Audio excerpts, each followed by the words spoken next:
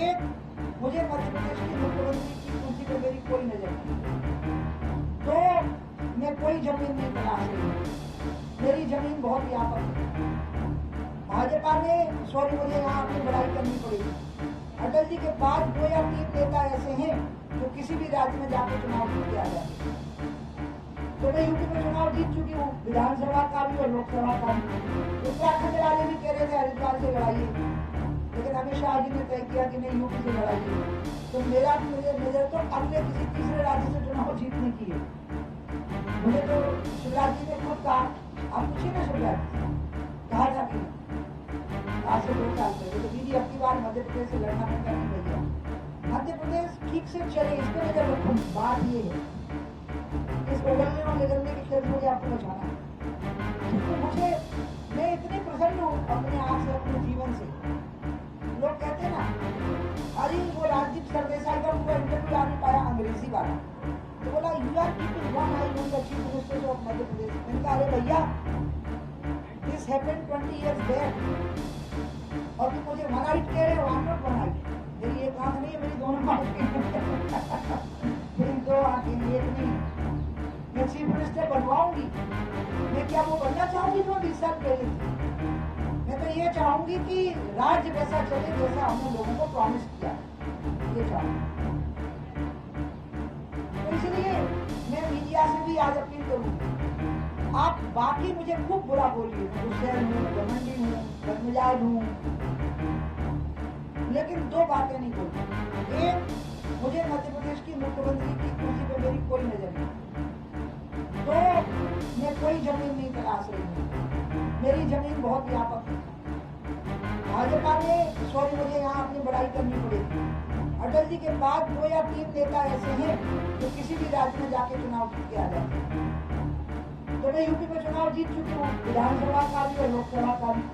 उत्तराखंड वाले भी कह रहे थे हरिद्वार से लड़ाइए, लेकिन अमित शाह जी ने तय किया कि नहीं यूपी से लड़ाइए। तो मेरा नजर तो अगले किसी तीसरे राज्य से चुनाव जीतने की है। मुझे तो शिवराज जी ने खुद कहा, आप पूछिए ना शिवराज कहा था कि आज से 2 साल पहले, तो दीदी अपनी बार मध्य प्रदेश से लड़ना पड़ता नहीं भैया, मध्य प्रदेश ठीक से चले इस पर नजर रखूंगी, कंट्रोल करूंगी। लेकिन मैं तो अब तीसरे राज्य की तलाश में, तो इसलिए और 4था राज्य और रखूंगा 29 में, क्योंकि अभी तो अपन को 75 का होने में ही 2035 आ जाएगी, तो अभी बहुत पहले 75 का होने में टाइम हो जाएगा, तब तक लड़ती रहूंगी। तो ना तो मुझे मध्य प्रदेश में कोई जमीन तलाश नहीं है, ये जमीन ही अपनी बनाई हुई है, बहुत मेहनत करी थी जमीन पहले थी, लेकिन बहुत दिनों से जमीन पर खेती ना हो तो खराब हो जाती है ना, तो उसे रखनी पड़ती है, तो रखने का काम तो किया था ना। फिर उसके बाद में चले गए तो कोई दिक्कत नहीं है। तो जमीन कहाँ तलाशेगा, जो आदमी जमीन को रख देता हो वो जमीन नहीं तलाशेगा।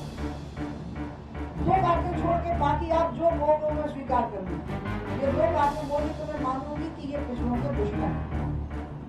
जैसे शराबबंदी कभी भी कहती थी कि ये 2 बातें नहीं बोलना और कुछ भी बोलना, क्योंकि मैं मुख्यमंत्री बनने के लिए ऐसा कर रही हूँ, ऐसा सोच कर मुझे घिन आएगी, उल्टी हो जाएगी। और दूसरा मैं कोई जमीन तलाश रही हूँ, यहाँ तो जमीन भी अपना और आसमान भी अपना है, इसको मैं गाली मानूंगी। इसके अलावा आप जो बोले तो उसको स्वीकार करना। गुस्सा आता है बहुत जल्दी, चिढ़ जाती हूँ बहुत जल्दी, नाराज हो जाती हूँ, और कई बार ऐसा भी हो जाता है कि देखो दिन आए तो ही ऐसे मिलते जा रहे हैं, आपको लगेगा कि बहुत पूजा पाठ करती हूँ, नहीं करती, नहीं करती, क्योंकि उद्धव ने पूछा गोपियों से उद्धव कि तुम कितना भगवान का नाम लेती हो, क्योंकि द्वारिका में कृष्ण तो तुम्हारा ही नाम लेते रहते हैं। तो उन्होंने कहा कि नहीं हमें फुर्सत नहीं मिलती नाम जपने, पूजा पाठ की भी फुर्सत नहीं मिलती। क्यों नहीं मिलती? तो बोली हम हर धड़कन में कृष्ण का ही नाम लेते हैं, तो हमें फुर्सत ही नहीं मिलती है पूजा पाठ करने की। तो इसलिए मैंने तो जब संन्यास लिया तो भगवान को सौंप दिया अपने आप को, हम पूरे आपके अच्छे बुरे जैसे आपकी गोद में बैठ गए। अब आपका काम है हमें साथ लेकर को हमारा उद्धार करो, कल्याण करो। इसलिए ये बात बड़ी आत्मा से, बड़े मन से उठी है। मुझे बहुत दुख होता है ओबीसी नेताओं की दुर्दशा देखते, ओबीसी लोगों की भी दुर्दशा देखते थी। वो तय नहीं कर पा रहे हैं क्योंकि वो दलित हैं, वो आदिवासी हैं, अपर कास्ट में उन्हें गिना नहीं जाता। संख्या 60% है, दमदार है, बलवान है, शौर्यवान है, बुद्धिमान है, धनवान है गरीब है, लेकिन फिर वो जो गरीब है वो बलवान भी है। और हालत ये है कि उनको आप गिनके देखो, अच्छा मध्य प्रदेश में कितने कलेक्टर हैं जिलों में, आप गिनो जरा, कलेक्टर गिनो, एसपी गिनो, आपको समझ में पूरी बात आ जाएगी कि पूरी पत्थर बिछाने का काम आप करते हो और फिर पत्थर पे कोई और आके बैठ जाता है। अब ये सब बातों का कष्ट का अगर निवारण करना है तो जो बात मुझसे मीडिया में पूछी जा रही थी कि आप क्या चाहती है कि फिर पिछड़े पुरुषों को भी आरक्षण हो जाए, मैंने उनको कहा कि जब तक आरक्षण का सिद्धांत रहेगा तब तक कोई भी आरक्षण हो सकता है। आरक्षण क्या है? आरक्षण है कि विषमता युक्त समाज में समान अवसर का सिद्धांत लागू नहीं होता। विषमता युक्त समाज में विशेष अवसर का सिद्धांत लागू होता है।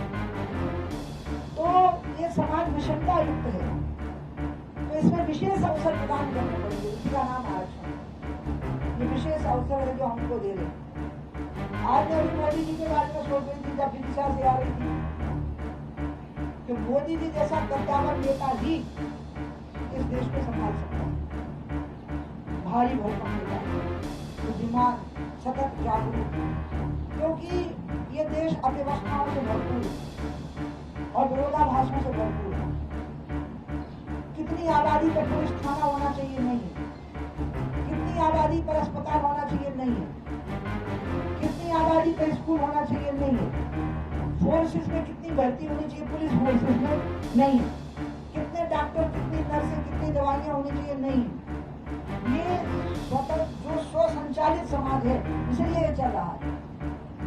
लड़कियां बहनें खुलेआम स्वतंत्रता से इसलिए घूम रही क्योंकि समाज ऐसा है, ये सम्मान करता है सबकी स्वतंत्रता का। अगर ये कट्टरपंथी देश हो जाए तो यहाँ तो खून खराबा गली में, मोहल्लों में, हर घर के सामने हो जाएगा।